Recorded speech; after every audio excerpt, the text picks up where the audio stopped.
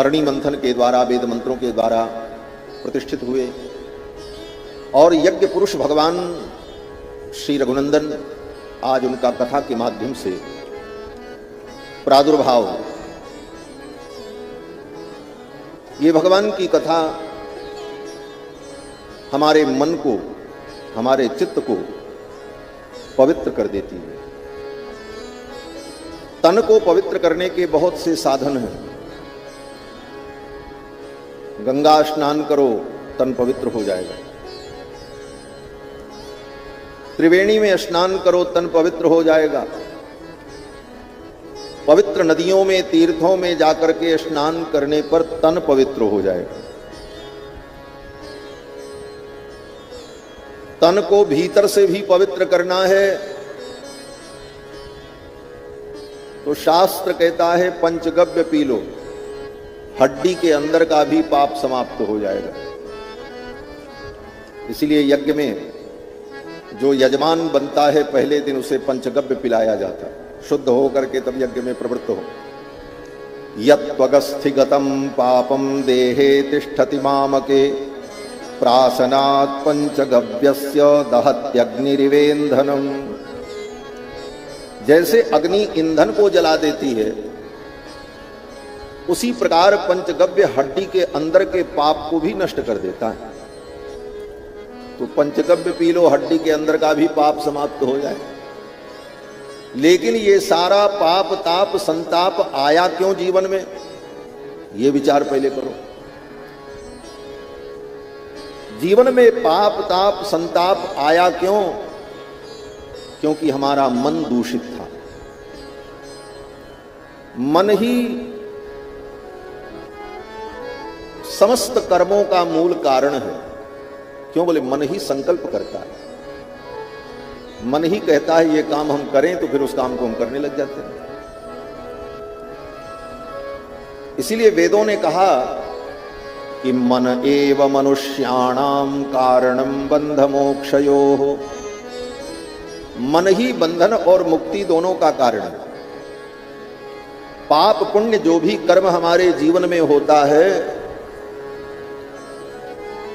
उसका मूल कारण मन है। मन जैसा संकल्प करता है वैसी क्रिया हमारे द्वारा होने लग जाती है।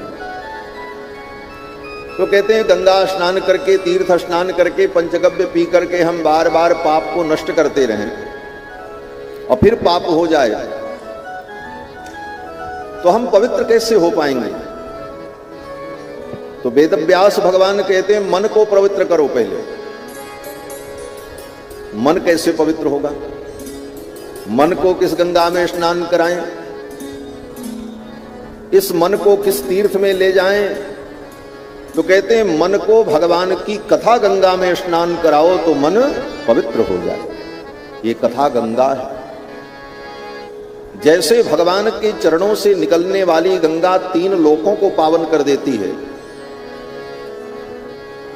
उसी प्रकार भगवान की एक कथा गंगा 3 लोगों को पवित्र कर देती है। वासुदेव कथा प्रश्न पुरुषान् त्रीणि पुनाति।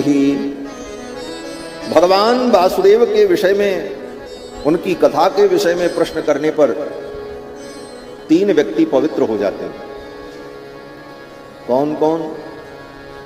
तो व्यास जी महाराज कहते हैं वक्तारम पृच्छकम सोत्रिस्तत्पाद सलिलम यथा। भगवान के संदर्भ में प्रश्न करने पर वक्ता पवित्र हो जाता है, पूछने वाला पवित्र हो जाता है और उस पूछने वाले के पीछे जो बैठे सुनते हैं वो भी पवित्र हो जाता है। वक्तारम पृच्छकम सोत्रिस्तत्पाद सलिलम यथा। तो भगवान की कथा हमारे मन को पवित्र करती है। मन को पवित्र करने का एक ही उपाय है, हम भगवान की बार बार कथा सुनते हैं। इसके अलावा दूसरा कोई साधन नहीं है मन को पवित्र करने वाला। नोट कर लेना, मन को पवित्र करने का एक ही साधन है भगवान की कथा। वेद व्यास जी कहते हैं कि एतस्माद् अपरम किंचिन मनः शुद्ध्यै न विद्यते। एतस्माद् अपरम किंचिन, भगवान की कथा के अतिरिक्त मनः शुद्ध्यै न विद्यते, मन की शुद्धि के लिए दूसरा कोई साधन नहीं। इसलिए पक्की बात है, जब तक व्यक्ति कथा नहीं सुनेगा तब तक उसका मन शुद्ध नहीं हो सकता। इसलिए बार बार भगवान की कथा को श्रवण करते रहना चाहिए। कितनी बार सुने? कहते बार बार सुनते रहो। मुहुरहो रसिका भुवि भावुकाः, मुहुर्मुहु, बार बार भगवान की इस पावन कथा को सुनो। कब तक सुने? बोले जब तक ये जीवन है तब तक सुनो, बार बार सुनते रहो। ये कथा हमारे मन को पवित्र कर देती है। और ये कथा गंगा है। भगवान शंकर ने पार्वती से यही कहा, देवी तुमने बहुत सुंदर प्रश्न किया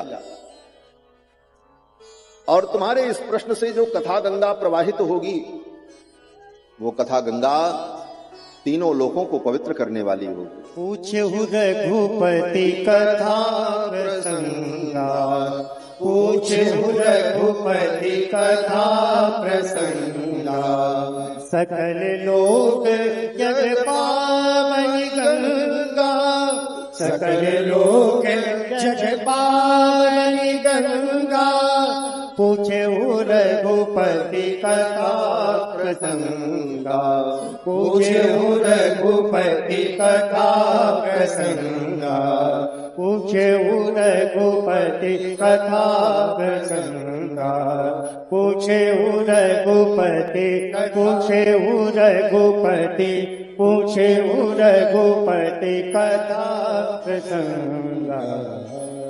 भगवान की कथा का प्रसंग वो गंगा है जो तीनों लोकों को पावन कर देती, हमारे मन को पवित्र कर देती। और भगवान श्री राम का ये पावन चरित्र, चरितम रघुनाथस्य शतकोटि प्रविस्तरम एकैकमक्षरम प्रोक्तम महापातक नाशम। भगवान श्री राम का चरित्र 100 करोड़ रामायण में विस्तृत। ब्रह्मा जी ने 100 करोड़ रामायण की रचना की। एक दो रामायण नहीं, 100 करोड़ रामायण। चरितम रघुनाथस्य शतकोटि प्रविस्तरम, और 100 करोड़ रामायण में से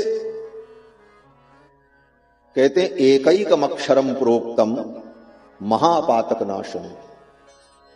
भगवान श्री रघुनंदन की कथा का एक एक अक्षर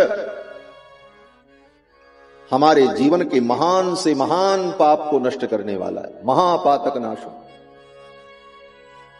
और यही प्रमाण है कि राम जी का आश्रय लेकर, राम जी की कथा का आश्रय लेकर, राम जी के नाम का आश्रय लेकर बड़े से बड़े पापी तर गए। किसको गति नहीं मिली? ये सनातन धर्म है। दुनिया के अन्य मत पंथ में ऐसी व्यवस्था नहीं है।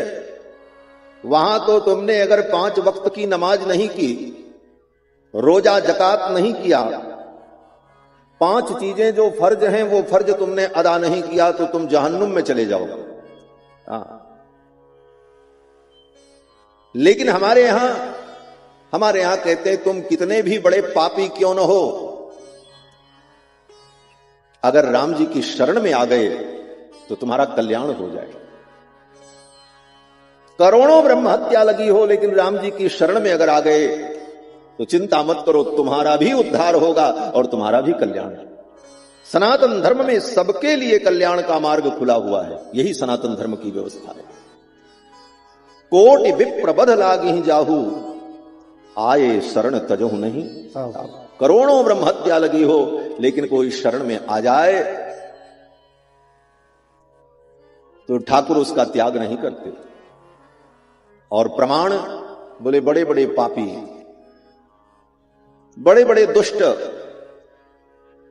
बड़े बड़े कुकर्मी राम जी की शरण में आकर राम जी का नाम लेकर के तर गए महाराज।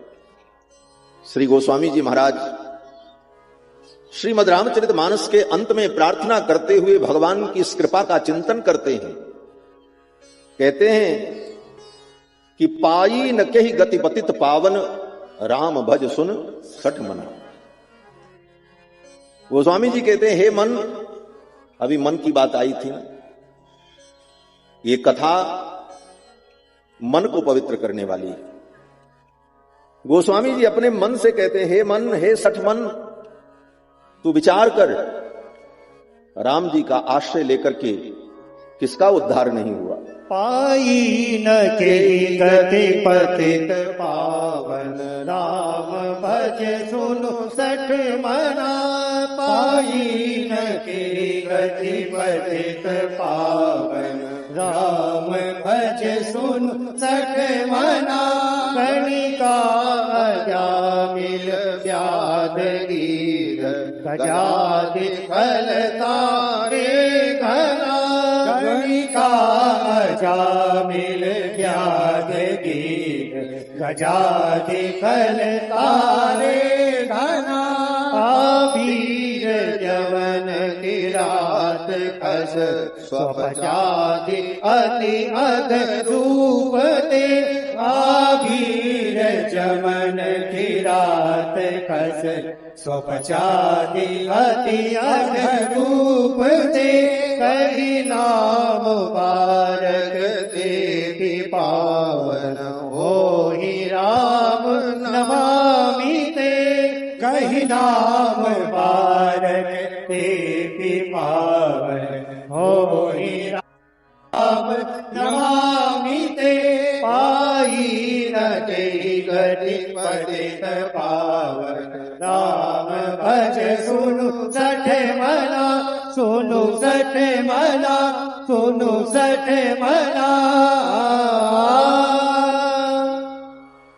श्री गोस्वामी जी महाराज कहते हैं, हे मन, विचार कर, पाई न के गति पतित पावन, राम भज सुनु सठ मना।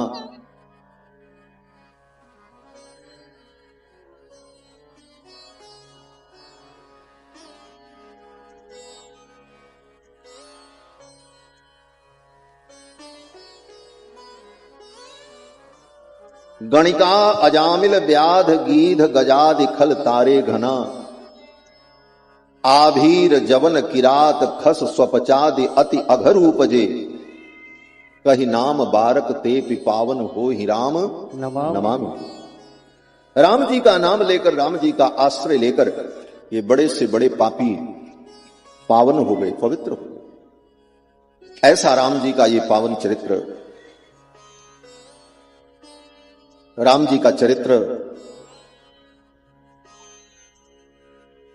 हमारे जीवन में जन्म से लेकर मृत्यु पर्यंत, राम जी का चरित्र हमारे जीवन का मार्गदर्शन करता है। इसीलिए संत जन कहते हैं, देखो, ऐसे तो भगवान की सब कथाएं पुराणों में भरी पड़ी हैं, विविध रूप में भगवान की ही चर्चा है, परंतु दो कथाएं बड़ी प्रसिद्ध हैं, एक राम कथा और दूसरी कृष्ण कथा। एक रामायण की कथा, एक भागवत की कथा। और विशेष रूप से भक्त भगवान के इन दो रूपों की उपासना करते हैं, कोई राम का उपासक, कोई कृष्ण का उपासक। सूरदास जी कहते हैं, हमारे दोनों आश्रय हैं, हमारे राम कृष्ण आधार। हमारे आधार तो राम और कृष्ण हैं। किसी ने कहा, दो को तुमने आधार बनाया है, एक को पकड़ो, दो नाव पर पैर रखोगे तो डूब जाओगे। लोग कहते महाराज, दो नाव पे पैर रखने वाला डूब जाता।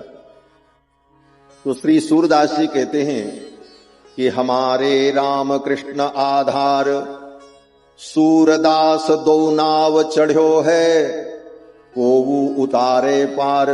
कोई तो पार उतारेगा, चाहे राम जी पार लगा देंगे, चाहे कृष्ण भगवान पार लगा देंगे। तो भगवान श्री राम की कथा और भगवान कृष्ण की कथा, श्री रामायण जी की कथा और श्री भागवत जी की कथा, लेकिन इन दोनों कथाओं में थोड़ा तात्पर्य का अंतर जरूर है। क्या? संत जन कहते हैं भागवत हमें मरना सिखाती है, कैसे मरना चाहिए। बोले महाराज मरना भी सीखना पड़ता है। मरने में क्या सीखना है, जब मर जाएंगे तो मर जाएंगे। अरे मरने के लिए तो कुत्ता बिल्ली भी मरते हैं, सारे जीव मरते हैं। मरने का भी एक तरीका होना चाहिए, यही सनातन धर्म है। सनातन धर्म मरने का तरीका भी सिखाता है। मरने का तरीका क्या हो? कहते मरने का तरीका ये हो, क्योंकि मरना पड़ेगा, बिना मरे काम चलेगा नहीं, सबको मरना पड़ेगा। हां नोट कर लो, आद्यवा अब्द शतांते वा मृत्युर्वई प्राणी नाम ध्रुव, वेद व्यासी कहते हैं। आज चाहे आज के 100 वर्ष बाद मरना तय है और मरना पड़ेगा। तो मरने का तरीका क्या हो? बोले मरने का भी तरीका होना चाहिए। तरीका यह है मरने का कि जब मरने का समय आए तो संसार की किसी वस्तु में हमारी आसक्ति न हो। क्या बढ़ा दिए भैया युवकों को? ये कौन इंजीनियर है भैया दोनों? श्री सीतारामचंद्र भगवान की जय। जब मृत्यु आए तो संसार में हमारी कहीं आसक्ति न हो, किसी भी वस्तु में हमारा मोह न हो, और मरते समय भय न हो। मरने का भय समाप्त हो जाए, और भय समाप्त होने के साथ साथ प्रसन्नता हो। किस बात की प्रसन्नता? बोले हम मरने जा रहे हैं। आप कहोगे महाराज क्या सिखा रहे हो आप? बोले मैं बहुत सही बता रहा हूं, प्रामाणिक कह रहा हूं, शास्त्र के आधार पर कह रहा हूं, ऐसे नहीं कह रहा। शास्त्र कहता है मरने से डर किसे लगता है? बोले मरने से डर उसे लगता है जो प्राणी कृतकृत्य नहीं होता।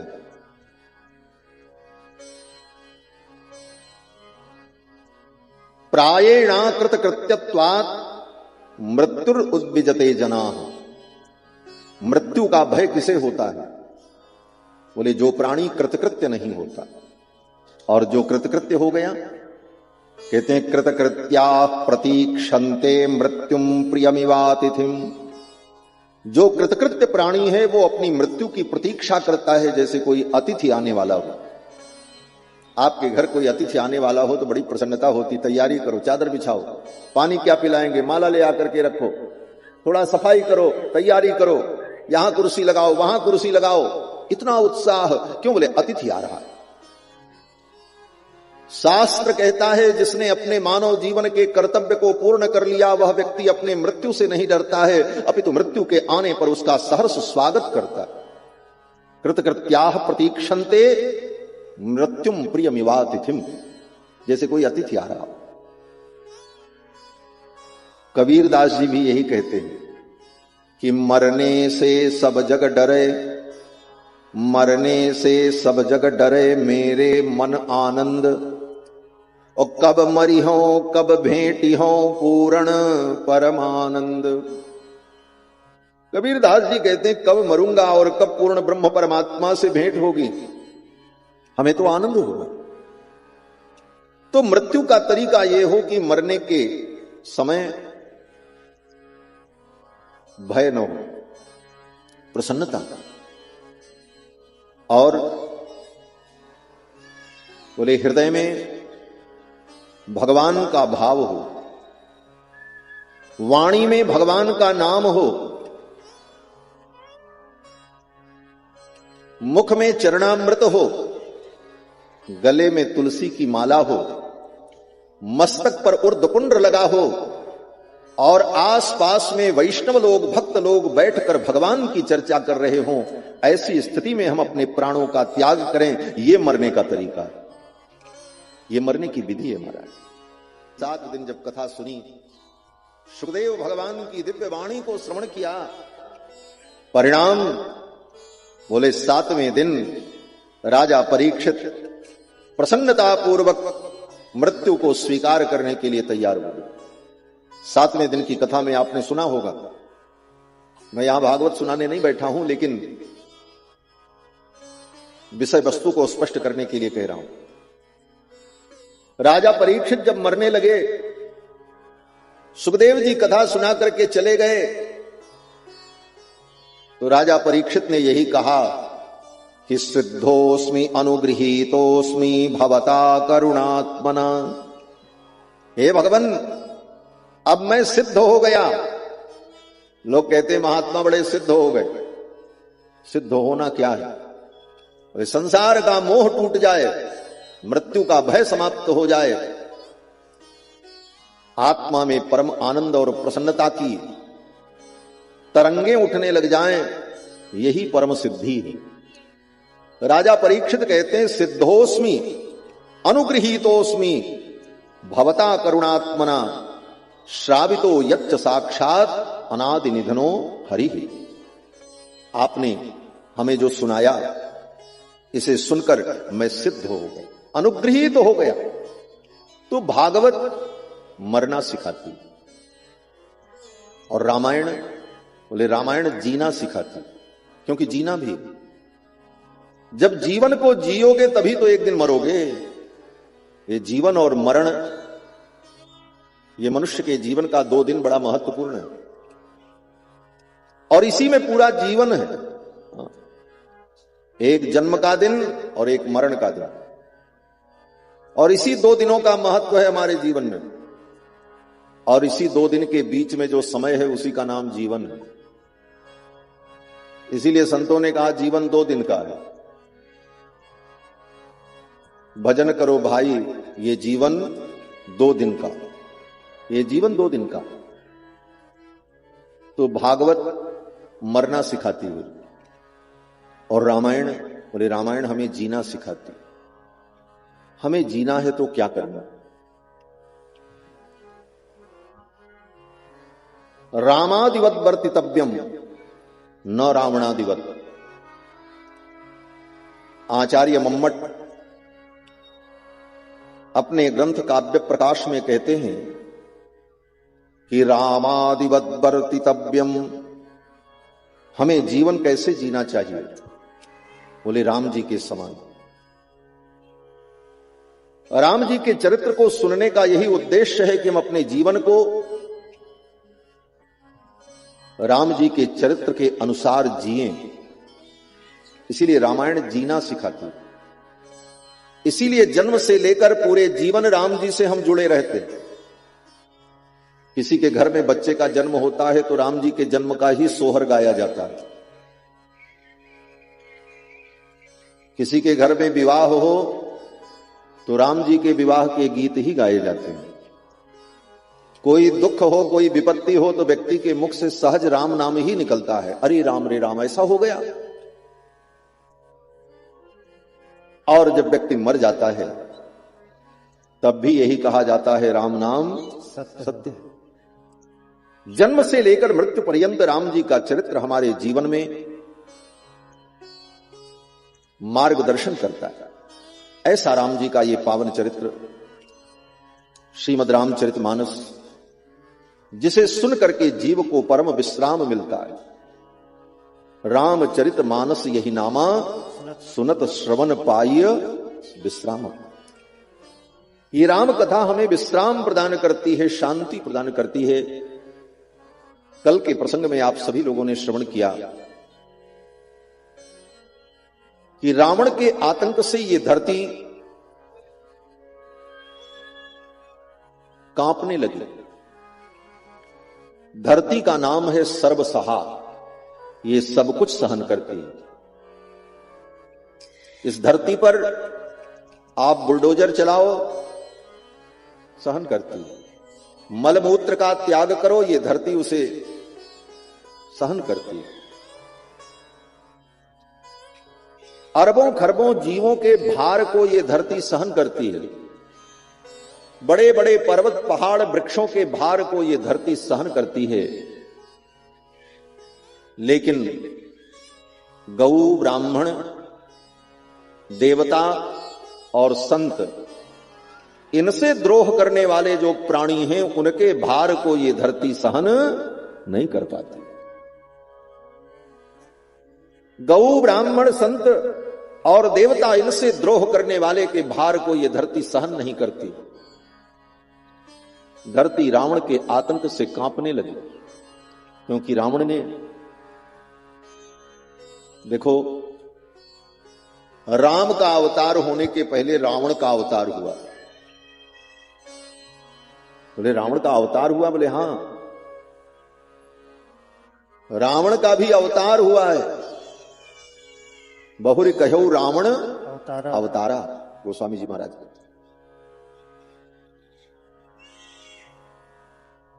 कहां से रावण का अवतार हुआ? बोले जहां से राम जी का अवतार होगा वहीं से रावण का भी अवतार हुआ, उसी वैकुंठ से। जिस वैकुंठ से रघुनाथ जी आएंगे उसी वैकुंठ से रावण भी आया है। वो द्वारपाल है और रावण का भी अवतार हुआ। क्यों? बोले राम जी आने वाले हैं। राम जी ने कहा मैं धरती पर चलूं तो मेरे समान ही कोई प्रतिद्वंदी हमारा हो, तब न लीला होगी। कोई बहुत बड़ा वीर पहलवान अपनी लीला और अपनी शक्ति का प्रदर्शन करने के लिए आवे और दुबला पतला कमजोर आदमी उसका प्रतिद्वंदी बने तो अपनी वीरता क्या प्रकट करेगा? इसलिए भगवान ने अपने प्रतिद्वंदी रावण को पहले धरती पर भेजा, पहले रावण का अवतार। ये तो भगवान की लीला है। रावण ने तपस्या की और वरदान मांगा कि हमें कोई मार न सके। ब्रह्मा जी ने कहा देखो, मरने से तो नहीं बचोगे, लेकिन यह जरूर है कि अगर तुमको किसी से डर है तो उसे छोड़कर किसी और से तुम अपनी मृत्यु मांग लो। ये कहो कि मृत्यु ही ना हो, बोले ऐसा नहीं हो सकता, मरना तो पड़ेगा। अभी अभी बात आई थी ना,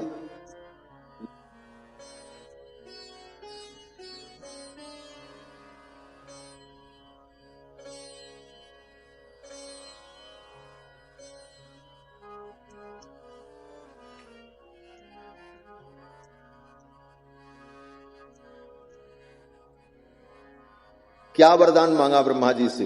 हम काहू के मरही न मारे, हम काहू के मरही न मारे, पानर मनुज जात दुई मारे, पानर मनुज जात दुई मारे, पानर मनुज जात दुई मारे। रावण ने कहा बंदर और मनुष्य को छोड़ करके हमें कोई न मार सके। ब्रह्मा जी ने कहा तथास्तु।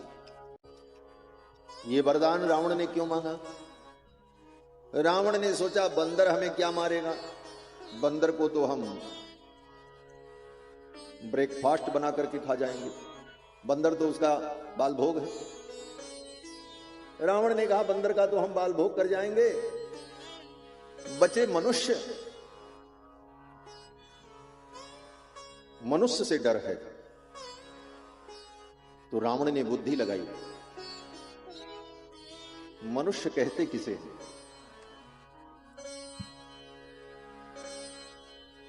जो वेद शास्त्र के अनुसार जीवन यापन करे उसको मनुष्य कहते हैं। मनुष्य की यही परिभाषा है। और जो वेद शास्त्र के अनुसार अपने जीवन की यात्रा को न चलाए वो मनुष्य नहीं है, वो पशु है।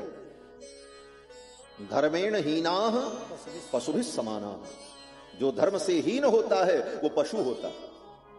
आज जो अपने जीवन में धर्म का पालन नहीं करते, मनमाना आचरण करते हैं, वो कौन है? बोले वो पशु हैं। वो देखने में मनुष्य जैसे दिखेंगे, हाथ पैर, बोलना चालना सब कुछ, लेकिन वो मनुष्य नहीं, पशु। रावण ने सोचा रावण बुद्धिमान था। रावण ने सोचा मनुष्य वो होता है जिसके अंदर मानवता हो, जो मनु के बताए हुए धर्म को अपने जीवन में पालन करता हो, और मनु के बताए धर्म का जो अपने जीवन में पालन करता है वही मनुष्य कहलाता है। मनु ने कौन सा धर्म बताया है? बोले मनु ने जो धर्म बताया है उसी का नाम मनुस्मृति है। आज मनुस्मृति का नाम ले लो तो बहुत से लोग थे, लेकिन वो मुझे नहीं मार सकता। तो मनुष्य के जीवन में धर्म की स्थापना न होने पाए तो कोई मनुष्य नहीं बन पाएगा। मनुष्य के रूप में दिखाई तो पड़ेगा, लेकिन वो मनुष्य नहीं होगा, और उससे हमें कोई डर नहीं होगा। तब रावण ने विचार किया कि मनुष्य में मानवता की स्थापना धर्म के द्वारा होती है, और धर्म का ज्ञान शास्त्रों के द्वारा होता है, और शास्त्रों का ज्ञान संत महापुरुष विद्वान ऋषि मुनि ब्राह्मणों के द्वारा होता है। संत ऋषि मुनि महात्मा जो विद्वान हैं उनकी बुद्धि इतनी सूक्ष्म कैसे होती है कि उन्हें शास्त्र का ज्ञान होता है? तो रावण ने विचार किया वो गऊ की सेवा करते हैं और गऊ के दुग्ध का पान करते हैं, इसलिए उनकी बुद्धि परम सूक्ष्म और पवित्र होती है। रावण ने सोचा गाय को समाप्त करो, ब्राह्मणों को समाप्त करो, जहां कहीं रामायण पुराण भागवत कथा हो उन सारी कथाओं को बंद कराओ, जितने धार्मिक आयोजन हो ये बंद किए जाएं, जो कथा प्रवचन करे उसको उठा करके कारागार में बंद कर दो। हाँ, आज तो बहुत ठीक है महाराज, हाँ, कथा कहने वाले का सम्मान होता है। रावण के समय में जो कथा प्रवचन करते थे उनको रावण उठा करके जेल में डाल देता था। जिस गांव में गौ ब्राह्मण संत रहे उस गांव में राक्षस जाकर के आग लगा देते थे। जेहि जेहि देश तेनो तुझ पावहि, जेहि जेहि देश तेनो तुझ पावहि, नगर गांव पुर आग लगावहि, नगर गांव पुर आग लगावहि। जेहि जेहि देश धेनु द्विज पावहि, नगर गांव पुर आग लगावहि। और जब कोई कथा करे, गोस्वामी जी महाराज कहते हैं कथावाचक अगर कहीं दिख जाएं तो रावण के अनुचर राक्षस क्या करते थे? तो कहते हैं तेहि बहुविधि त्रासहि देश निकासहि, जो कह वेद पुराण। जो वेद पुराण की कथा करे उसको देश से निकाल दो, उसको मारो, उसे जीने मत दो। यह रावण का आतंक पूरी धरती पर व्याप्त हो, और केवल धरती पर ही नहीं, स्वर्ग लोक तक रावण का आतंक व्याप्त हो गया। देवता भी परेशान हो गए। देवताओं को भी सोचा कि देवता कहीं हमें न मार दें, देवताओं के बल से कहीं हमारा विनाश न हो जाए, इसलिए देवताओं को भी बलहीन बना दिया। क्यों बलहीन कैसे बनाया? बोले देवताओं का बल क्या है? बोले देवताओं के पास शक्तियां तो बहुत होती हैं, लेकिन देवता मनुष्य के अधीन होते हैं। क्यों? बोले स्वर्ग लोक में खेती नहीं होती, वहां चावल गेहूं नहीं पैदा होता। धरती पर मनुष्य ही जब यज्ञ करता है तो उस यज्ञ की आहुति से देवताओं को तृप्ति की प्राप्ति होती है। यह यज्ञ इसीलिए किया जाता है। देवताओं के पास सब विशेषता है, लेकिन देवताओं के पास खाने के लिए नहीं है। मनुष्य उनका पोषण करते हैं। इसी को गीता में भगवान कृष्ण ने कहा कि परस्परम भावयन्तः श्रेयः परम अवाप्स्यथ। परस्परम भावयन्तः, मनुष्य और देवता ये दोनों एक दूसरे को भावित करते। हम देवताओं को आहुति देकर के जब संतुष्ट करते हैं तो देवता हमारी समृद्धि को बढ़ाते हैं, और फिर उस बढ़ी हुई समृद्धि से फिर हम देवताओं को संतुष्ट करते हैं, फिर देवता हमारी समृद्धि को बढ़ाते हैं। ये चक्र चलता रहता। परस्परम भावयंत श्रेयः परम अवाप्स्य। इस प्रकार हम मनुष्य देवताओं को भावित करके परम श्रेय को प्राप्त करें, यही शास्त्र की विधि है। इसीलिए यज्ञ किया जाता है, देवताओं का यजन होता है। तो रावण ने सोचा कि मनुष्यों के द्वारा ही देवताओं का भी बल बढ़ता है। जब ये मनुष्य यज्ञ याग आदि बंद कर देंगे तो देवता भी कमजोर हो जाएंगे, कुपोषण के शिकार हो जाएंगे। और जब कुपोषण के शिकार हो जाएंगे फिर तो इनको हम दौड़ा दौड़ा करके मारेंगे। रावण ने यज्ञ याग आदि कर्म बंद करा दिया। जेहि जेहि देश धेनु द्विज पावई, नगर गांव पुर आग लगा। तेहि देश निकासई बहुविधि त्रासई, जो कह वेद पुराणा। ये रावण का अत्याचार था महाराज। सारी दुनिया रोने लगी महाराज। और सारी दुनिया जब रोने लगी तो रावण अट्टहास करने लगा, हंसने लगा। इसीलिए उसका नाम रावण पड़ा। उसका वास्तविक नाम दशानन है, दशग्रीव। लेकिन रावण नाम उसका क्यों पड़ा?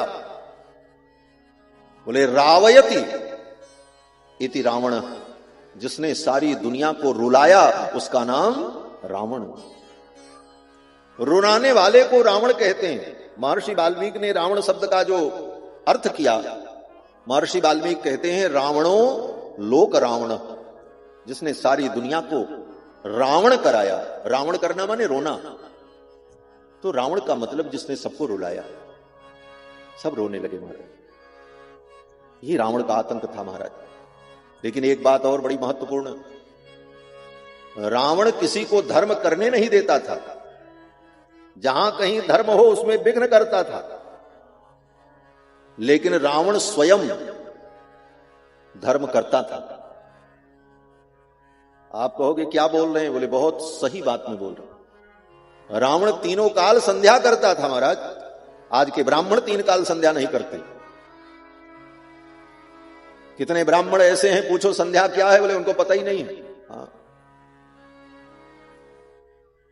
एक ब्राह्मण देवता मिले, हमने कहा महाराज संध्या करते हैं? बोले संध्या करना पड़ता है, संध्या तो अपने आप ही हो जाती है, 6 बजे संध्या हो जाएगी अभी। हमने कहा वाह,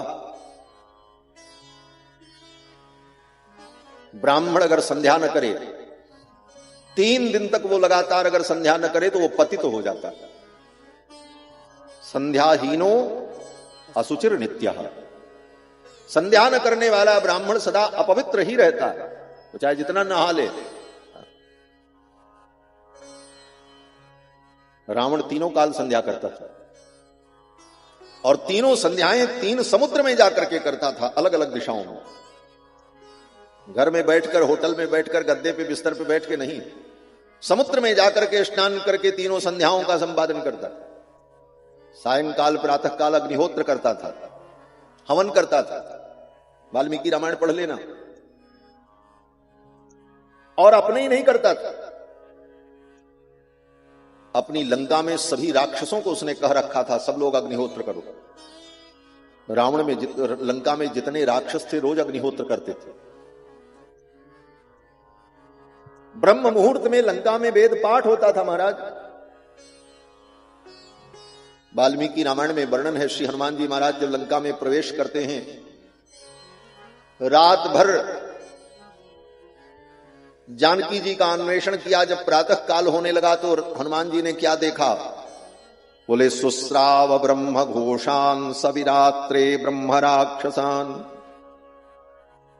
उन ब्रह्म राक्षसों के घर में वेद मंत्र का पाठ हो रहा था और वे राक्षस अग्निहोत्र कर रहे थे। प्रजापतये स्वाहा, इंद्राय स्वाहा, अग्नये स्वाहा, सोमाय स्वाहा।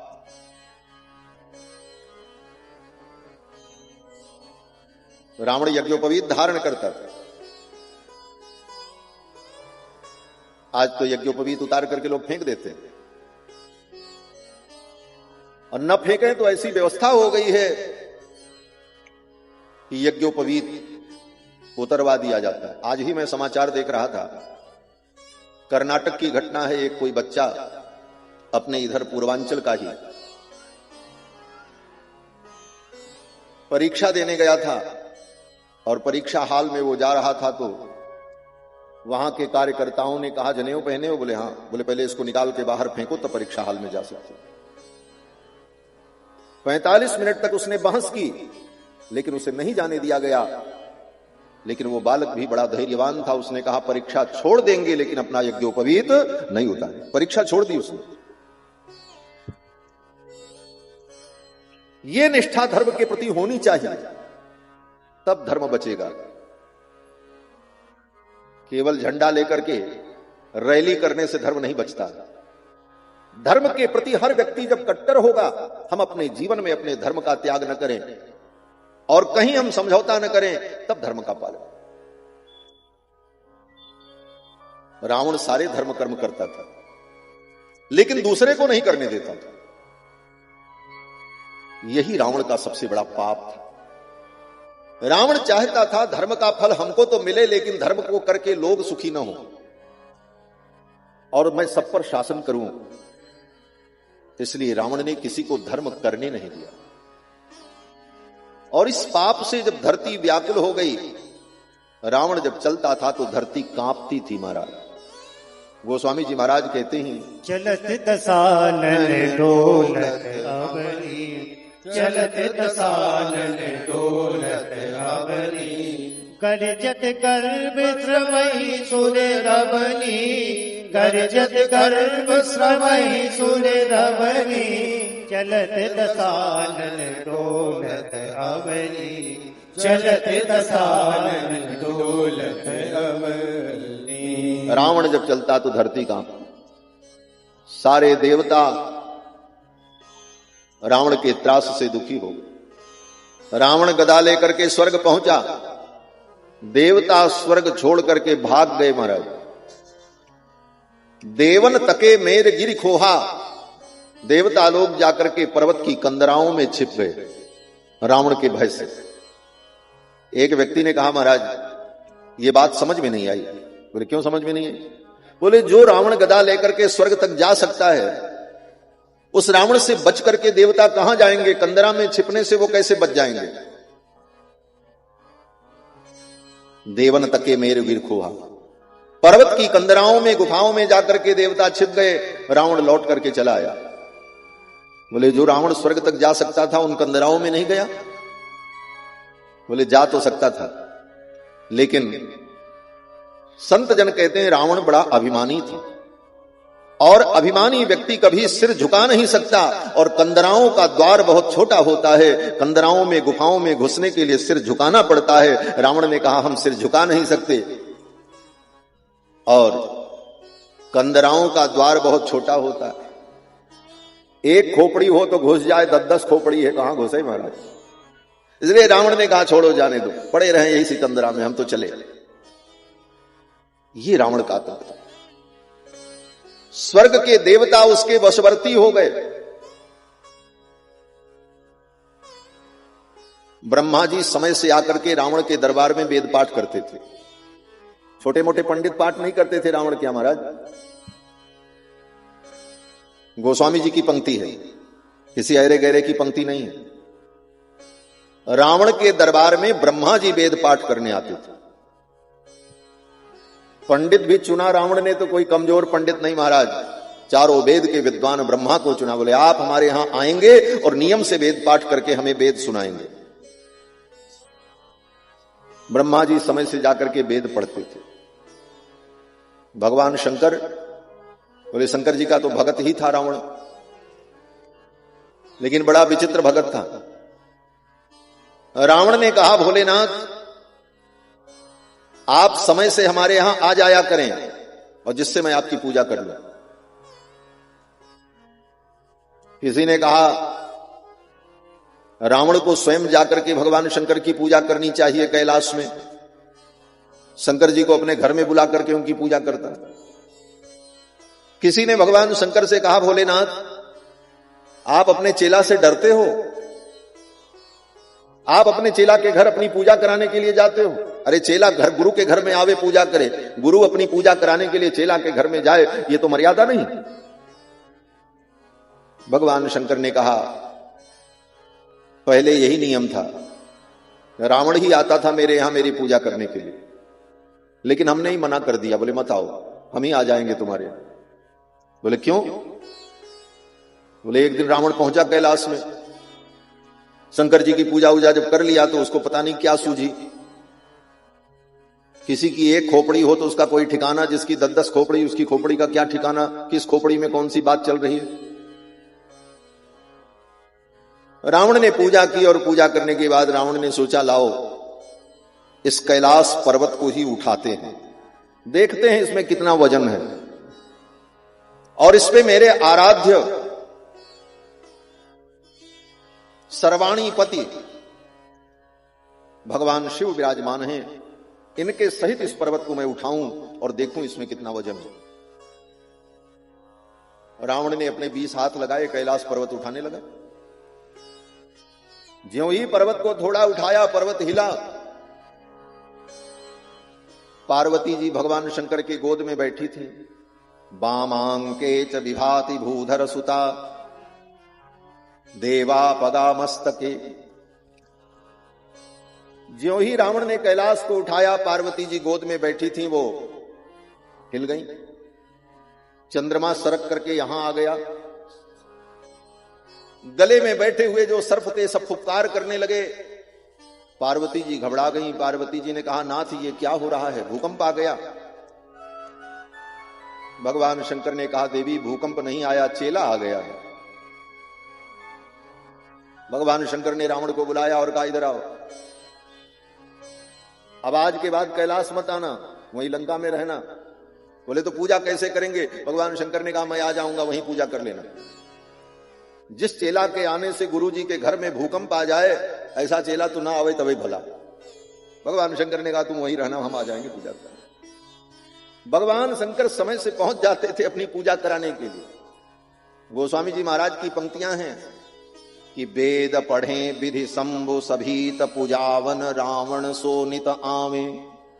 वेद पढ़े विधि, ब्रह्मा वेद पढ़ते, शंभु सभीत पूजावन रावण सो नित आवे। नित्य भगवान शंकर जाकर के अपनी पूजा करा लेते। देवगुरु बृहस्पति रावण के दरबार में सलाहकार थे। जब रावण का दरबार लगता था देवगुरु बृहस्पति से कुछ सलाह ली जाती थी, लेकिन अपने से वो सलाह नहीं दे सकते थे। जब पूछा जाए तब, और बिना पूछे अगर बृहस्पति बोल दें तो रावण के जो चेला थे वो सब डांट देते थे। क्या डांटते थे? बोले स्वल्पम जल्प बृहस्पति जड़मते। अय जड़मती बृहस्पति, स्वल्पम जल्प, कम बोलो। नैसा सभा वज्रिण, ये इंद्र की सभा नहीं है, ये रावण की सभा। ऐसा आतंक रावण का था। धरती कांपने लगी और फिर सबने, धरती ने जाकर ब्रह्मा जी से कहा, ब्रह्मादिक देवताओं ने भगवान की स्तुति की। करुणा वरुणालय भगवान ने वचन दिया, गगन गिरा गंभीर भई हरण शोक संदेह। आकाशवाणी में भगवान ने कहा निश्चिंत हो जाओ, मैं अवतार लेने जा रहा हूं।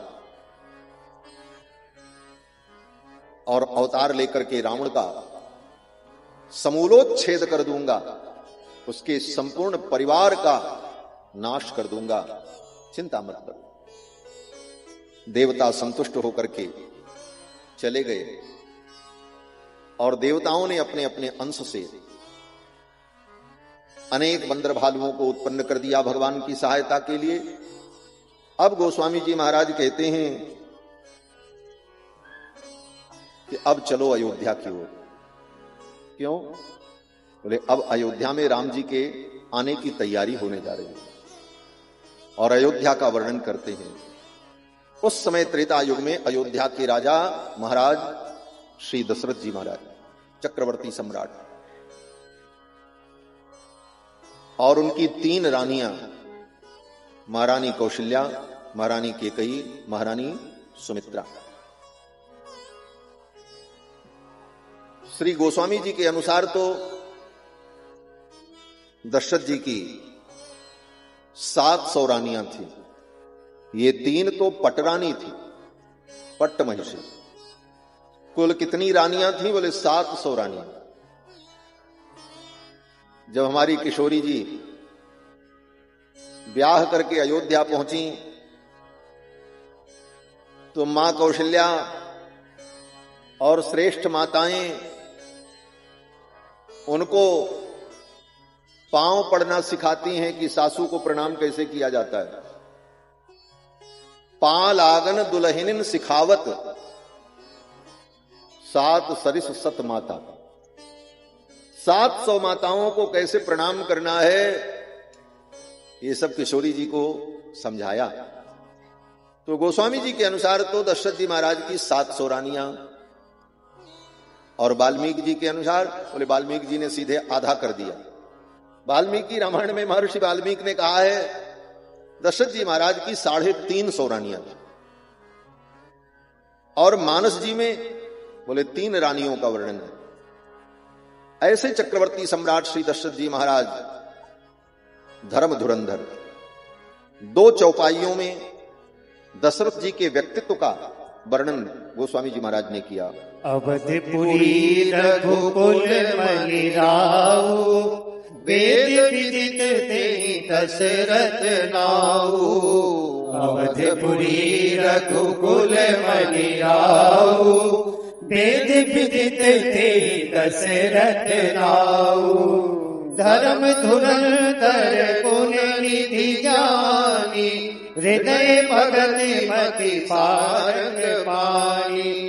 धर्म धुरंधर गुण निधि जानी, हृदय भगति मति सारंग पानी। अवधपुरी रघुकुल मणि राऊ, वेद विदित तेहि दशरथ नाऊ। वेद विदित तेहि दशरथ नाऊ, वेद विदित तेहि दशरथ नाऊ। अवधपुरी रघुकुल मणि राऊ, रघुकुल के मणि राजा दशरथ। वेद विदित तेहि दशरथ नाऊ, अर्थात वेदावतार रामायण में जिनका वर्णन है, ऐसे वेद विदित तेहि दशरथ नाऊ। और दशरथ जी के जीवन में धर्म भी है, ज्ञान भी है और भक्ति भी है।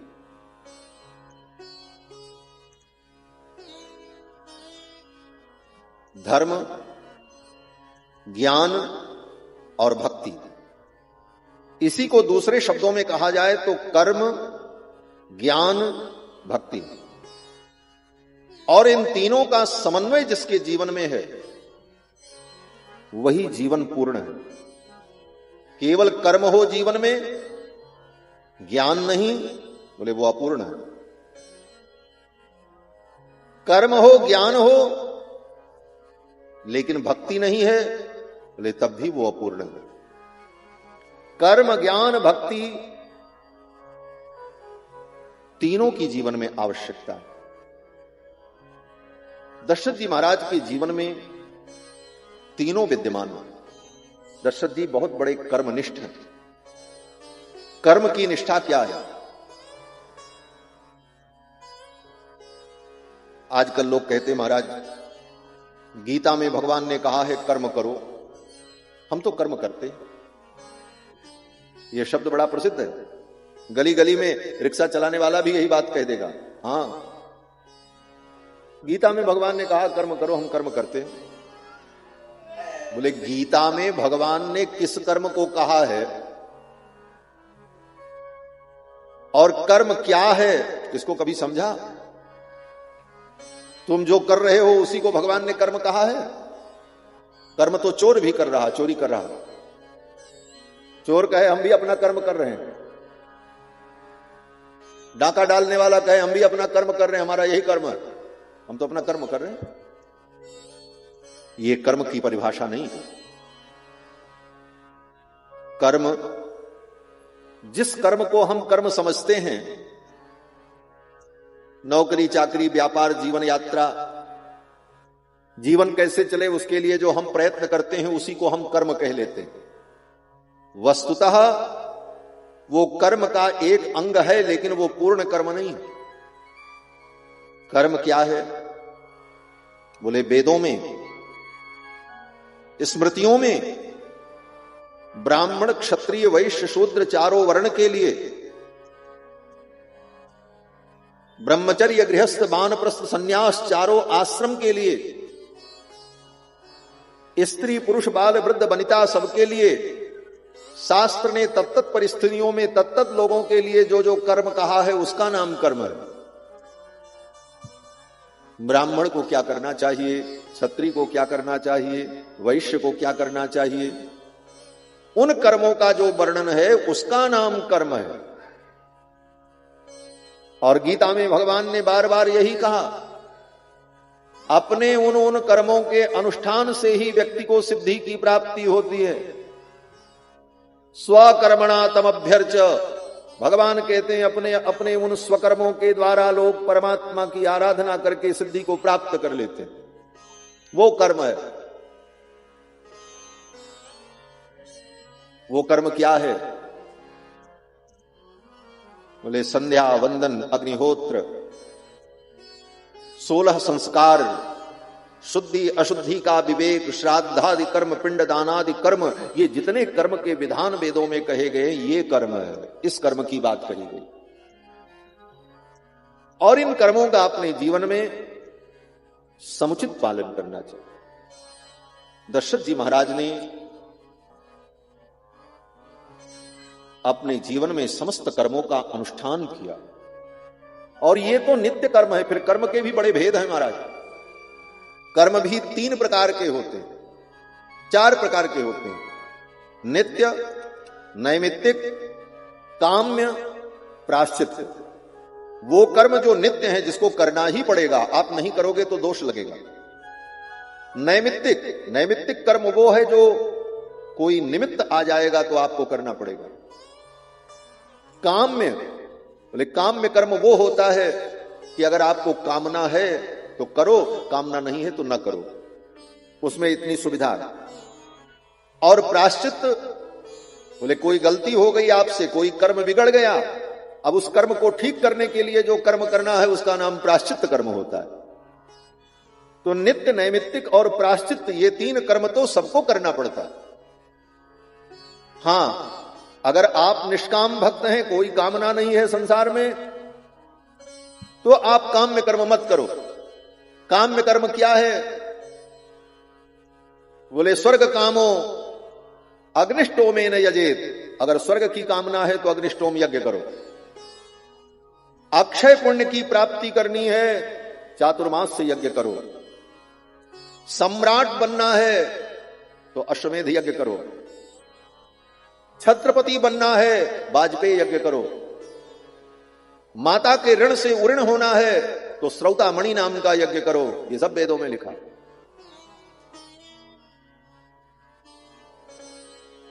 ये काम्य कर्म है।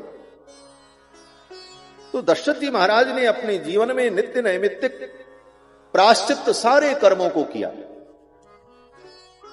और समय समय पर दशरथ जी महाराज ने अनेक बड़े बड़े यज्ञ किए। यज्वा धर्म परो वशी, वाल्मीकि जी जब वर्णन करते हैं रामायण में तो कहते हैं यज्वा। दशरथ जी बहुत बड़े यज्वा हैं, बड़े बड़े यज्ञ उन्होंने किए। धर्म परो, धर्म परायण हैं। और वशी, वशी माने जिन्होंने अपने मन को, अपनी बुद्धि को, अपने चित्त को, अपनी इंद्रियों को अपने वश में कर रखा। यज्वा धर्म परो वशी। तो दशरथ जी महाराज बहुत बड़े कर्मनिष्ठ हैं। ये कर्मनिष्ठा का संकेत गोस्वामी जी ने किया धर्म धुरंधर इस शब्द के द्वारा। और गुण निधि ज्ञानी, और दशरथ जी बड़े ज्ञानी भी। एक बात और कहें, जिसके जीवन में कर्मानुष्ठान होगा उसी के जीवन में ज्ञान का आधान होगा। कर्मानुष्ठान करते करते जब अंतःकरण शुद्ध हो जाता है तभी ज्ञान का उसमें जो है प्रादुर्भाव होता है। इसीलिए वेदांत में कहा जाता है महायज्ञैश्च यज्ञैश्च ब्राह्मीयम क्रियते तनुः। यज्ञ महायज्ञ के द्वारा, कर्मानुष्ठान के द्वारा हम अपने शरीर को यज्ञमय बनाते हैं, और तब हमारा अंतःकरण जब शुद्ध होता है तो शुद्ध अंतःकरण में ज्ञान की प्रतिष्ठा होती है। रट्टू ज्ञान की बात मैं नहीं कर रहा हूं, 100-250 पंक्तियां रट ले और कह दे हम ज्ञानी हो गए। ज्ञान का मतलब जिस ज्ञान के प्राप्त हो जाने पर दुख की निवृत्ति हो जाए, जिस ज्ञान से मुक्ति की प्राप्ति हो जाए, वो ज्ञान जिसमें सब कुछ डूब जाए। ज्ञाने परिसमाप्यते, जो ज्ञान परम पवित्र है, नहीं ज्ञानेन सदृशम पवित्रमिह विद्यते, उस ज्ञान की बात है यहां। तो दशरथ जी महाराज परम कर्मानुष्ठान संपन्न परम ज्ञानी, और इसके साथ साथ भगवान के चरणों की भक्ति है। यद्यपि ज्ञान मार्ग का अनुष्ठान करने वाले बहुत रसिक और भावुक नहीं होते, उनमें भक्ति कम देखी जाती, लेकिन दशरथ जी महाराज कर्म परायण, ज्ञान परायण और इसके साथ साथ भक्ति परायण भी। एक ही चौपाई में ये तीनों भाव गोस्वामी जी ने कहा। धर्म धुरंधर, गुण निधि ज्ञानी, हृदय भगति मति सारंग पानी। सारंग पाणी भगवान के चरणों में दशरथ जी महाराज की परम भक्ति है। अब क्या बचा? उत्तम कुल, चक्रवर्ती सम्राट, कर्मनिष्ठ, ज्ञाननिष्ठ, भक्तिनिष्ठ, वशिष्ठ जैसे सद्गुरु, सभी सेवक आज्ञाकारी, स्वर्ग तक जिनका वैभव। चक्रवर्ती सम्राट दशरथ जी जब जाते स्वर्ग में ना, तो देवराज इंद्र इनके लिए अलग से कोई गद्दी नहीं लगाते थे। जैसे कोई विशिष्ट व्यक्ति आता तो उसके लिए अलग आसन लगता, हाँ वो आएंगे तो यहां बैठेंगे। दशरथ जी के लिए व्यवस्था नहीं थी। तब बोले दशरथ जी अगर स्वर्ग में पहुंच जाएं तो देवराज इंद्र उठ करके स्वयं खड़े हो जाते थे और अपनी ही गद्दी पर दशरथ जी को बैठाते थे, और उसी में बगल में थोड़ा दब करके देवराज इंद्र भी बैठते। उनकी भी मर्यादा है, स्वर्ग के राजा हैं, कहां चले जाए। दशरथ जी का इतना सम्मान कि इंद्र अपने आसन पर दशरथ जी को बैठाते। दशरथ जी के जीवन में किसी चीज की कोई कमी नहीं। अगर कमी थी तो कोई संतान नहीं, पुत्र। 60,000 वर्ष की आयु हो गई। 60,000 वर्ष की आयु में राम जी प्रकट हुए हैं। 60 वर्ष सहस्राणि जातस्य मम कौशिक। श्रीमद् वाल्मीकि रामायण में दशरथ जी स्वयं कहते हैं, जब विश्वामित्र जी आए राम जी को लेने के लिए तो दशरथ जी कहते हैं, मुनिवर मेरे बेटे को मांगने आ गए, आपको संकोच नहीं लगा? थोड़ा तो विचार किया होता। बोले क्या विचार कर दे? बोले 60 वर्ष सहस्राणि जातस्य मम कौशिक। 60,000 वर्ष की प्रतीक्षा के बाद इनको मैंने पाया है। कृच्छेणोत्पादितश्चायं न रामं नेतुमर्हसि। कितनी तपस्या के बाद इनको मैंने पाया है, और आप मांगने चले आए, थोड़ा तो विचार किया होता। मैं अपने राम को नहीं दूंगा, प्राण दे दूंगा, सर्वस्व दे दूंगा, अपने राम को नहीं दूंगा। तो 60,000 वर्ष की अवस्था में दशरथ जी को पुत्र की प्राप्ति हुई। इतना विलंब क्यों हुआ? अब बहुत सारी बातें हैं, एक दो बात कह करके आगे बढ़े। पहली बात तो यह कि 60,000 वर्ष तक दशरथ जी महाराज ने पुत्र प्राप्ति के लिए कोई प्रयत्न नहीं किया। सबसे बड़ा प्रश्न तो यही है। आज किसी का विवाह हो तो 1 साल 2 साल तक तो कोई बात नहीं, 1 वर्ष बीते, 2 वर्ष बीते, फिर 2 वर्ष के बाद दंपति विचार करने लगते हैं कि अब संतान होनी चाहिए, और 3-4 वर्ष बीत गए। बोले तब, बोले घर में चर्चा का विषय बनता है। बोले 4 साल हो गए ब्याह के, अभी कोई बेटा बेटी नहीं भया, क्या बात है? फिर धीरे धीरे बात और बढ़ती है, फिर डॉक्टर, वैद्य, गुरु, संत, मंत्र, तंत्र सब शुरू हो जाता है। और दशरथ जी महाराज का विवाह हुआ, 60,000 वर्ष हो गए, आज तक दशरथ जी ने पुत्र प्राप्ति के लिए कोई प्रयत्न नहीं किया। रामायण में कहीं नहीं लिखा। इसके पहले दशरथ जी ने पुत्र के लिए कोई उपाय किया हो, कोई यज्ञ किया हो, कोई अनुष्ठान किया हो, या गुरु जी से कहा हो? क्यों नहीं कहा? 60,000 वर्ष आयु हो गई। पुत्र प्राप्ति के लिए इसके पहले दशरथ जी ने क्यों प्रयत्न नहीं किया? किसी ने कहा हो सकता है दशरथ जी ने प्रयत्न किया हो, रामायण में लिखा नहीं है। बोले रामायण में जो लिखा है उस आधार पर अगर विचार करो तो रामायण में तो यही लिखा है कि आज दशरथ जी ने पहली बार प्रयत्न किया। एक बार भूपति मन माही भय गलानी मोरे सुत। इसके पहले ग्लानी नहीं हुई, आज ग्लानी हुई कि हमको बेटा नहीं है। इतने दिनों तक दशरथ जी क्या सोच करके बैठे रहे, यह भी एक विचार का विषय है। तो एक भाव तो यह है कि दशरथ जी महाराज जब पूर्व जन्म में स्वयंभू मनु थे और मां कौशल्या शत्रुपा के रूप में थी, तो इन दोनों लोगों ने नैमिषारण्य में जाकर के तप किया। तीर्थ बर नैमिष विख्याता,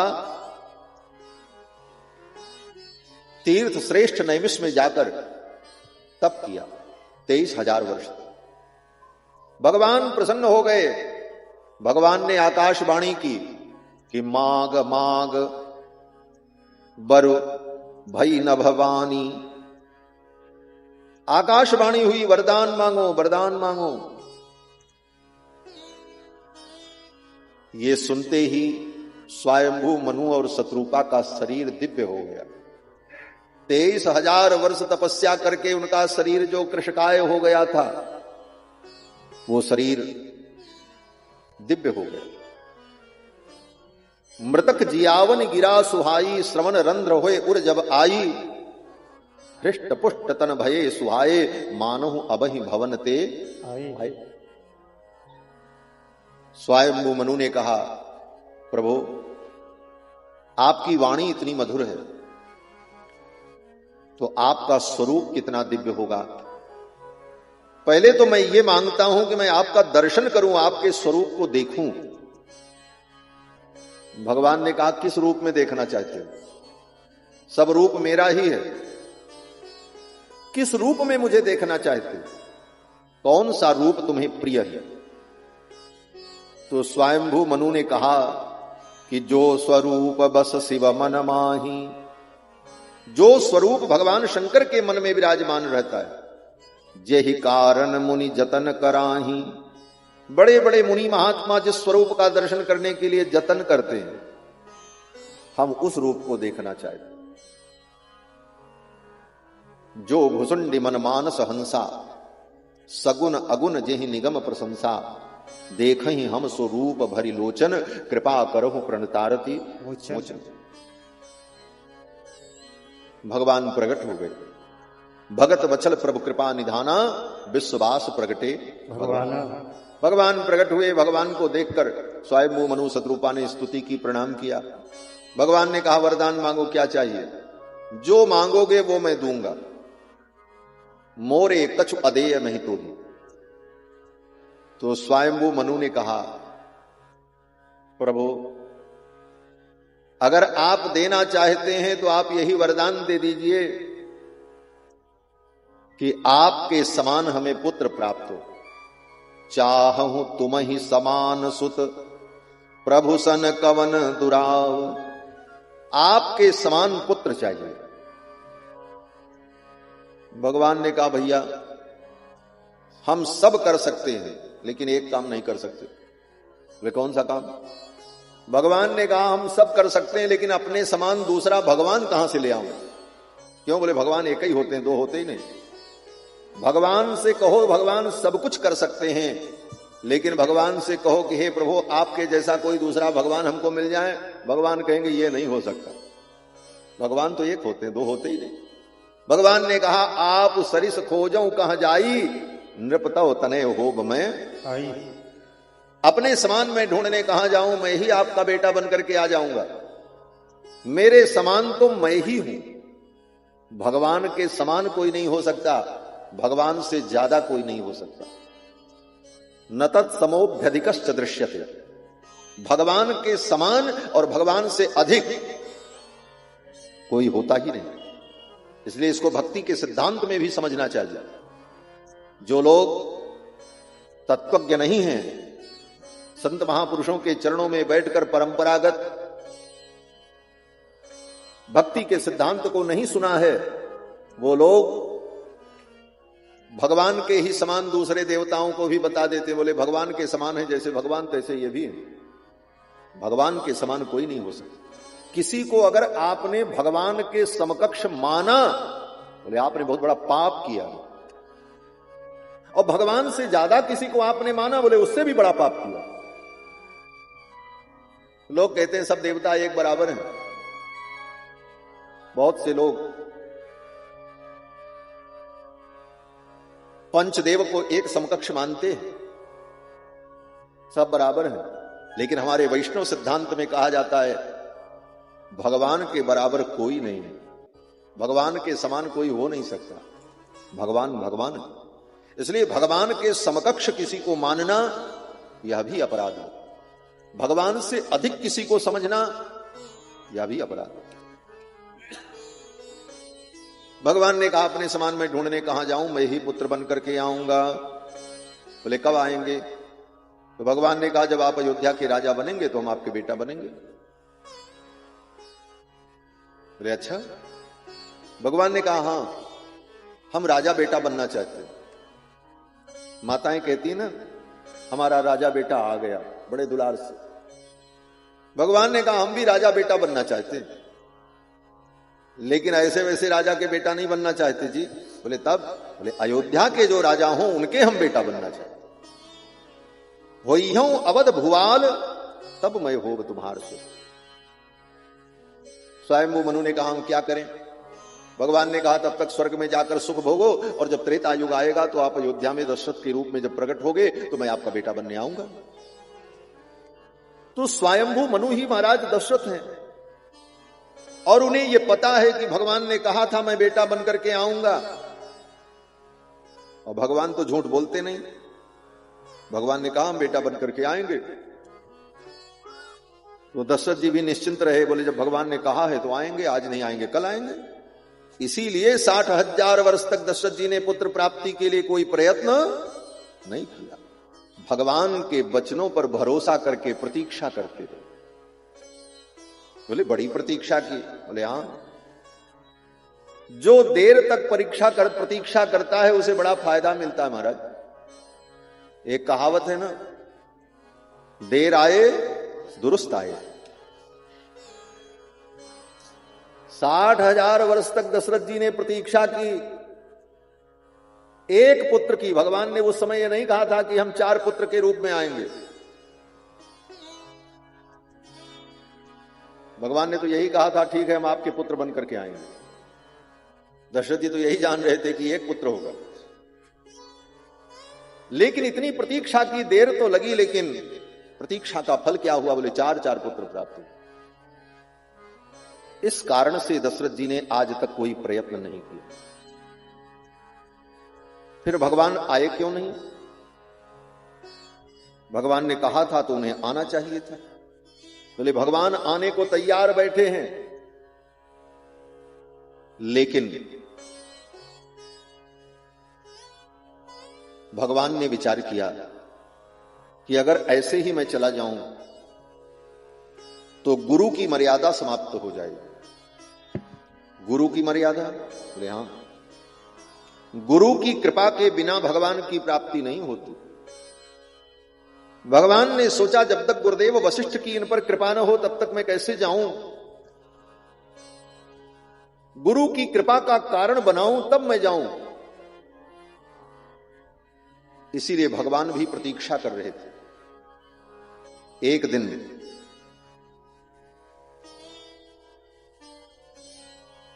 वशिष्ठ जी की पत्नी अरुंधति गुरुदेव वशिष्ठ से पूछती हैं, मुनिवर,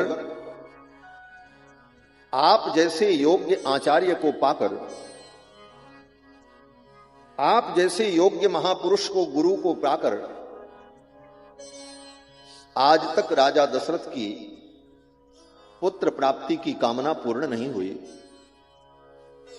क्या कमी रह गई? क्या आपकी कृपा में कोई कमी है? गुरुदेव वशिष्ठ ने कहा, देवी, मेरी कृपा में कोई कमी नहीं है। राजा दशरथ को लाल की प्राप्ति तो होगी, लेकिन राजा दशरथ के मन में लाल को पाने की लालसा तो उत्पन्न हो। लाल को पाने की लालसा उत्पन्न हो। लाल जी आने को बैठे हैं। क्यों? बोले, जब लालसा होती है तभी लाल जी आते हैं। आप ऐसे कहो हमको भगवान मिल जाएं, बोले भगवान को क्या गर्ज गई है तुमसे मिलने की भाई।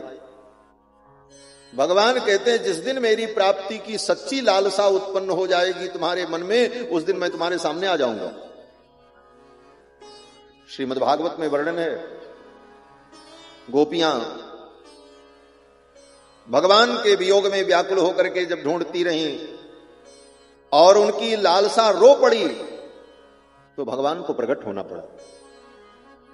सुखदेव जी कहते हैं, रुरुदुः सुस्वरम राजन कृष्ण दर्शन लालसा।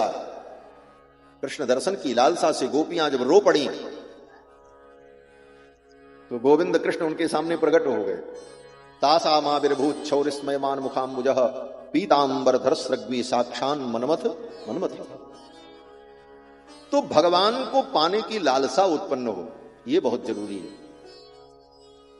भगवान को प्राप्त करना कठिन नहीं है, भगवान को प्राप्त करने की सच्ची चाह होना कठिन है। यह बात बड़ी महत्वपूर्ण है। भगवान को प्राप्त करने की सच्ची चाह हमारे आपके अंदर नहीं होती है।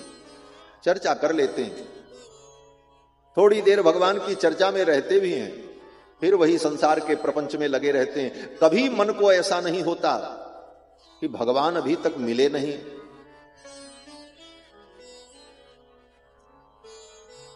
अब भगवान जब तक मिलेंगे नहीं तब तक दूसरा कोई काम नहीं, पहले भगवान से मिलना। ऐसी लालसा जब उत्पन्न हो जाएगी, बोले तो फिर भगवान मिल जाएंगे। तुम जहां हो वहीं भगवान मिल जाएंगे। ऐसी लालसा ही उत्पन्न नहीं होती है। बात तो यही है मुख्य। श्री बिंदु जी महाराज कहते हैं, बड़ा सुंदर पद है कि उल्फत नशे का जिस दिन सच्चा सुरूर होगा, परमात्मा उसी दिन जाहिर जरूर होगा। उल्फत नशे का जिस दिन सच्चा सुरूर होगा, परमात्मा उसी दिन जाहिर जरूर होगा। हर शय में उसकी सूरत उस दिन झलक पड़ेगी, जिस दिन दुई का पर्दा इस दिल से दूर होगा। लग जाएगी जो उसके कदमों की एक ठोकर, पापों का सख्त पुतला पल भर में चूर होगा। गर अश्रु बिंदु यूं ही बहते रहे बिला शक, तो बंदे के सामने हाजिर हुजूर होगा। उल्फत नशे का जिस दिन सच्चा सुरूर होगा। उल्फत नशे का जिस दिन सच्चा सुरूर होगा। उल्फत नशे का जिस दिन सच्चा सुरूर होगा। उल्फत नशे का जिस दिन सच्चा सुरूर होगा। उल्फत नशे का जिस दिन सच्चा सुरूर होगा। परमात्मा उसी दिन, परमात्मा उसी दिन जाहिर जरूर होगा। परमात्मा उसी दिन जाहिर जरूर होगा। उल्फत नशे का जिस दिन सच्चा सुरूर होगा। उल्फत नशे का जिस दिन सच्चा सुरूर होगा। अधमों की अधमता पर खुश हो अधम उदाहरण, अधमों की अधमता पर खुश हो अधम उदाहरण। फिर क्यों न अधमता पर, फिर क्यों न अधमता पर हमको गरूर होगा। फिर क्यों न अधमता पर हमको गरूर होगा। उल्फत नशे का जिस दिन सच्चा सुरूर होगा। उल्फत नशे का जिस दिन सच्चा सुरूर होगा। हर से में उसकी सूरत जिस दिन झलक पड़ेगी, हर शय में उसकी सूरत जिस दिन झलक पड़ेगी। जिस दिन दुई का पर्दा, इस दिन दुई का पर्दा इस दिल से दूर होगा। इस दिन दुई का पर्दा इस दिल से दूर होगा। उल्फत नशे का जिस दिन सच्चा सुरूर होगा। उल्फत नशे का जिस दिन सच्चा सुरूर होगा। लग जाएगी जो इसके कदमों की एक ठोकर, लग जाएगी जो इसके कदमों की एक ठोकर। लग जाएगी जो उसके कदमों की एक ठोकर, लग जाएगी जो उसके कदमों की एक ठोकर। पापों का सख्त पुतला, पापों का सख्त पुतला पल भर में चूर होगा। पापों का सख्त पुतला पल भर में चूर होगा। उल्फत नशे का जिस दिन सच्चा सुरूर होगा। उल्फत नशे का जिस दिन सच्चा सुरूर होगा। जय हो।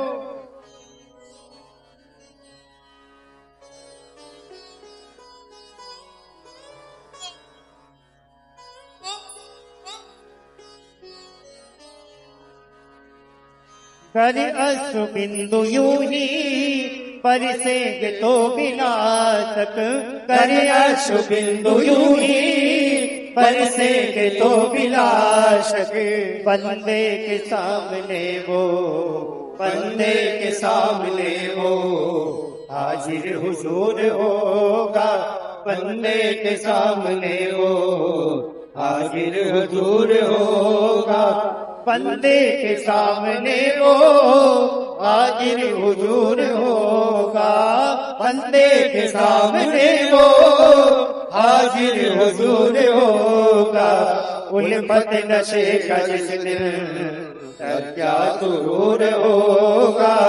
उल्फत नशे का जिस दिन क्या सुरूर होगा। परमात्मा उसी दिन जाहिर जरूर होगा। परमात्मा उसी दिन जाहिर जरूर होगा। उल्फत नशे का जिस दिन क्या सुरूर होगा। सच्चा सुरूर होगा।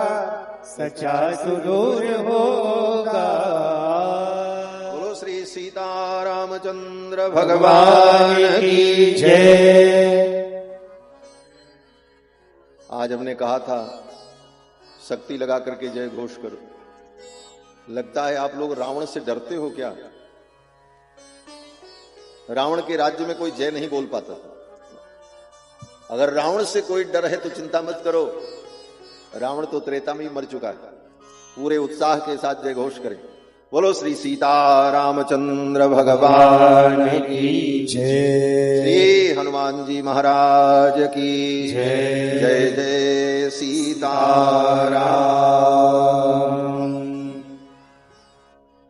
गुरुदेव वशिष्ठ ने कहा अरुंधति से, देवी राजा दशरथ के मन में लाल की लालसा हो तो लाल जी तो आ जाएंगे। अभी तक लाल को पाने की लालसा उत्पन्न नहीं हुई दशरथ के मन में। मां अरुंधति ने कहा तो मैं उपाय कर देती हूं, मैं लालसा उत्पन्न कर देती हूं। और गुरु माता अरुंधति अपने पुत्र को गोद में लेकर महल में पहुंची। अचानक बालक जोर जोर से रोने लगा। दशरथ जी ने पूछा, मां ये बालक महल में आते ही रोने क्यों लगा? मां अरुंधति ने कहा, राजन ये आपको देख करके रो रहा है। दशरथ जी ने कहा, हमको देख के? बोले हां।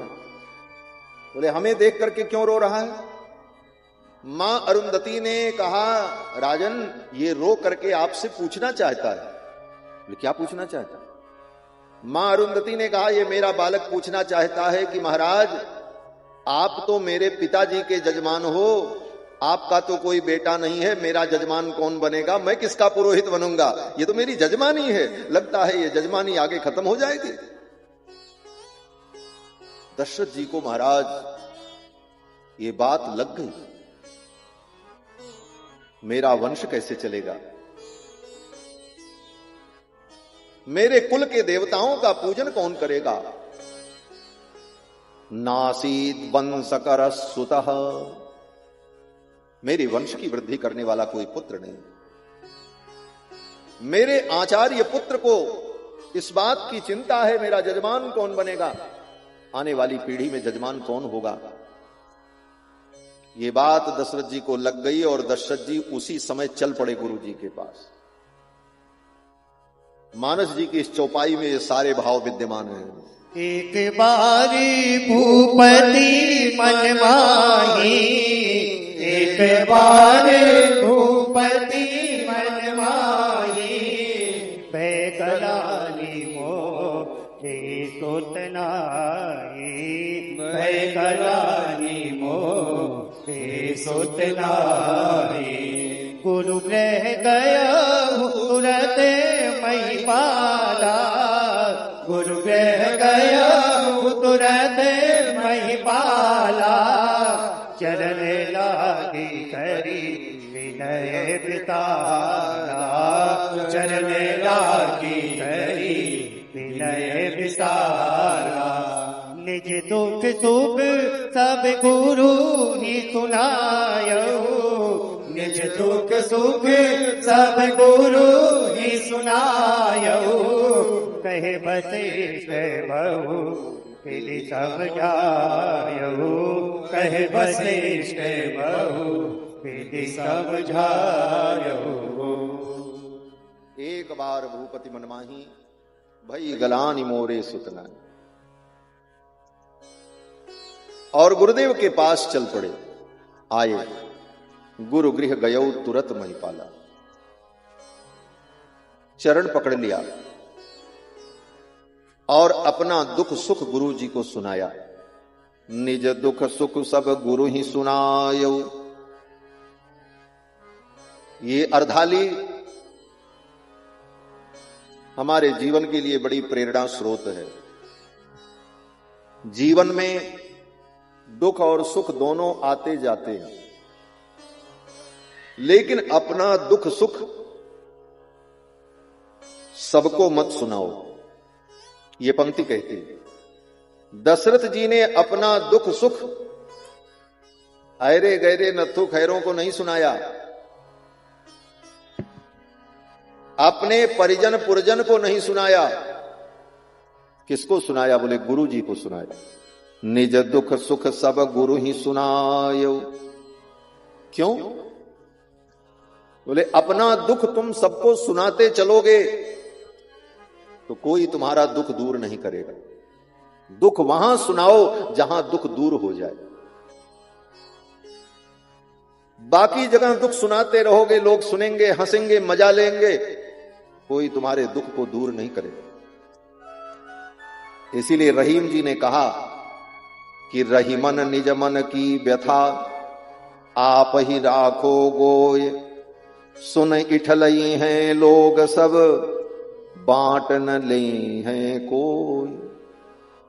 रहीमन निज मन की व्यथा, अपने मन की व्यथा सबको मत सुनाओ। लोग हंसेंगे, और अपना सुख भी सबको मत सुनाओ। हाँ, सबसे कहोगे हम बहुत सुखी हैं, हम बहुत आनंद में हैं, तो तुम्हारा वो सुख, तुम्हारा वो आनंद सामने वाला व्यक्ति सह नहीं पाएगा। उसके मन में ईर्ष्या उत्पन्न हो, उसके हृदय में जलन उत्पन्न हो जाएगी, ये इतना सुखी क्यों है। इसलिए अपना सुख और अपना दुख ये सबको नहीं सुनाना चाहिए। तो किसको सुनाओ? बोले केवल 2 लोगों को सुनाओ बस, या तो गुरु को सुनाओ अथवा गोविंद को सुनाओ, तीसरे को न सुनाओ। गोविंद को दुख सुख सुनाओगे, गोविंद तुम्हारे दुख को दूर कर देंगे और तुम्हारे सुख की रक्षा करेंगे। यही तो गीता में भगवान ने कहा, योगक्षेमं वहाम्यहम्। योगक्षेमं वहाम्यहम् का अर्थ क्या है?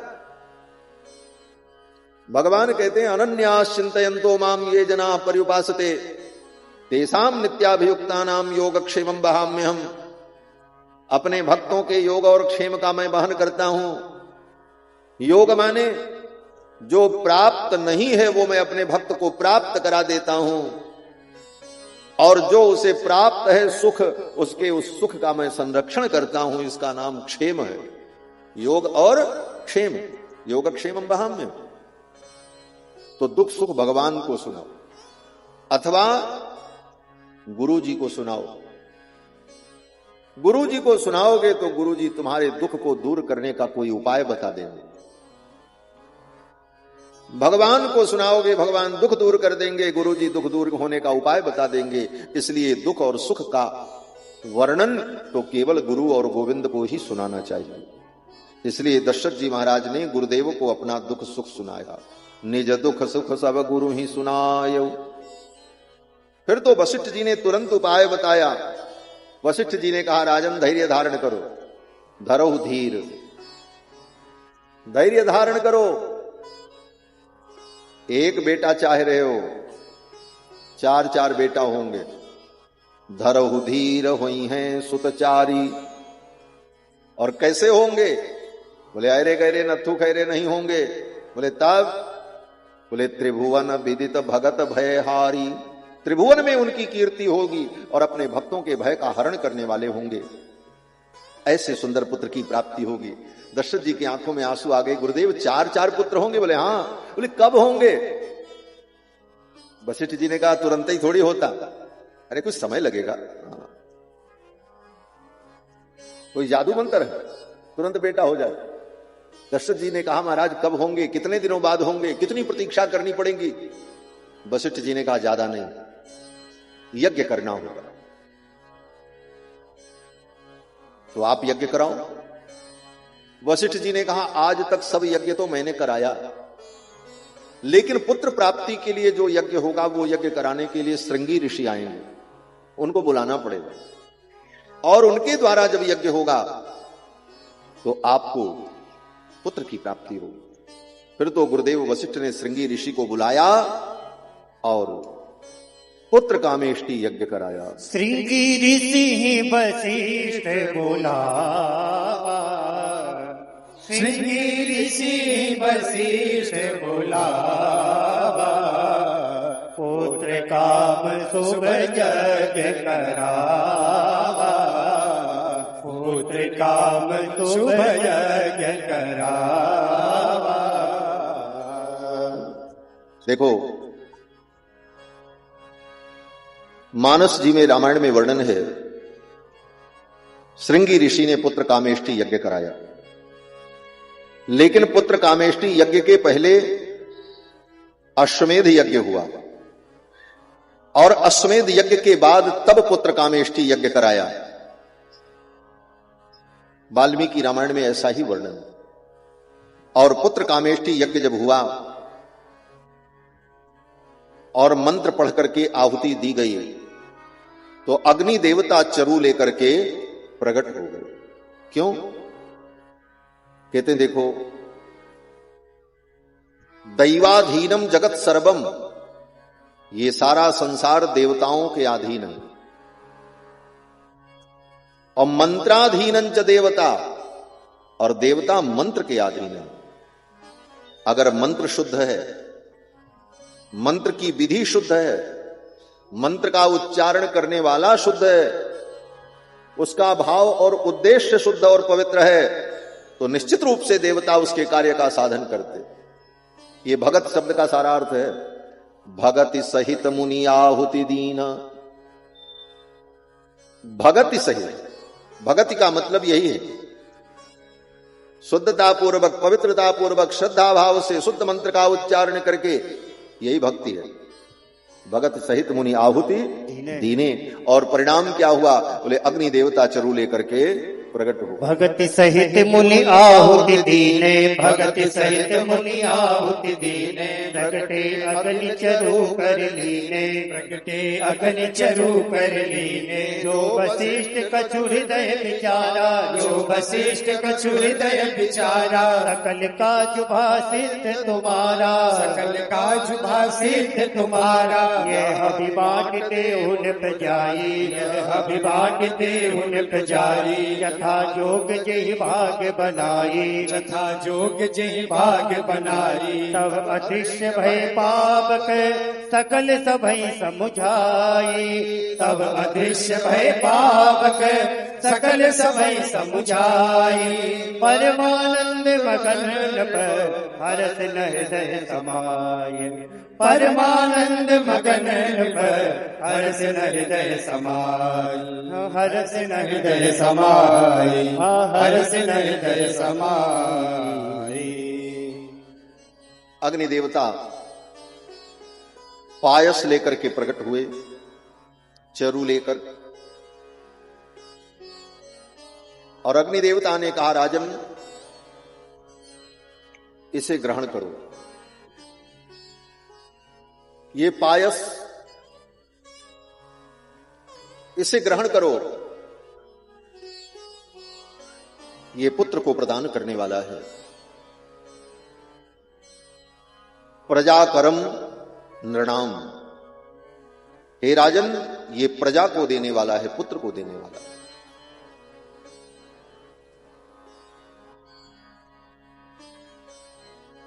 और इसे अपनी पत्नियों को बांट दो। राजा दशरथ ने वो पायस लिया और गुरुदेव की आज्ञा से उस पायस को बांटा। एक बड़ी अद्भुत बात, उस पायस के खाने से माताएं गर्भवती हुई। वो पायस उनके गर्भ में गया, तब वो उन्होंने गर्भ धारण किया और उस गर्भ में भगवान आए। कहते हैं बड़ा सुंदर भाव महर्षि वाल्मीकि का है।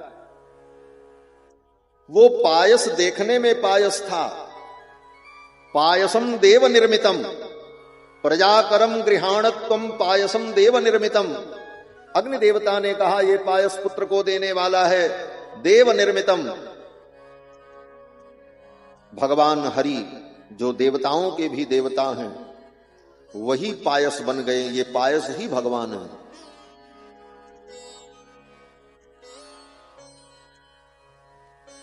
और उसका प्रमाण बोले, जिस समय पुत्रेष्टि यज्ञ हो रहा था, उधर आहुति दी जा रही थी और उसी यज्ञ मंडप में ब्रह्मादिक देवता लोग आए हुए थे आहुति ग्रहण करने के लिए।